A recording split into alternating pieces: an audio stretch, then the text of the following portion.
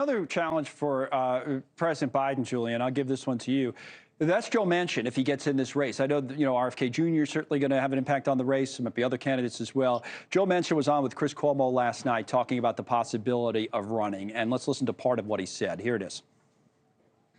Do I have a burning desire to be president? No. Do I have a burning desire to save my nation and save our country and all of us? Absolutely.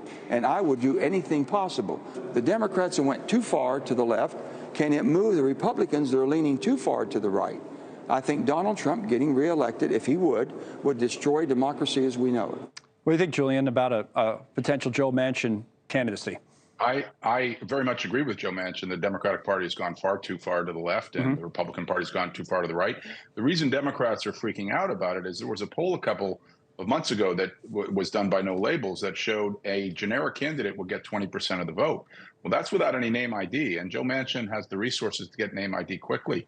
If he could increase that to 30, 35% of the vote, we've seen poll after poll for years that the public does not like the extremism of the Democratic Party, does not like the extremism of the Republican Party.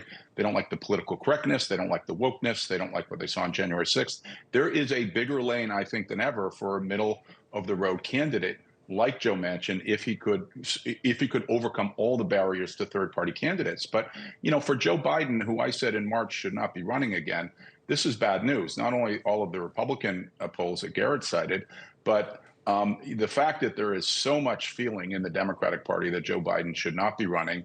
If you look at the economy, Bidenomics has not been a success story. Most Americans have actually lost income under Biden when you account for inflation. So the economy has not been good for most Americans. The polls show that.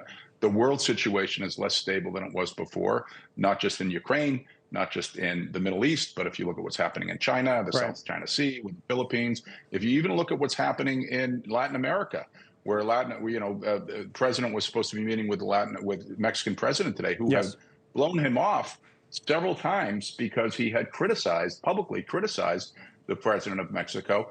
Trump was much more successful, I hate to say this, in getting cooperation with the Mexican government on things like immigration, which is also a big negative for the Democrats. So the Democrats, I think, have a big problem right now with their candidate. People perceive him to be not mentally competent to run a second term. I hate to say that, but it is true. And people will say that off camera. They don't like what they've seen in terms of results in the economy. They don't like what they've seen in terms of what was a relatively tranquil situation at the end of the Trump administration with chaos now.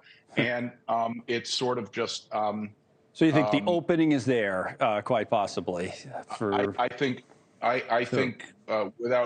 without question, Biden is in deep trouble. And I think that I think there is certainly an opening for a third. All right.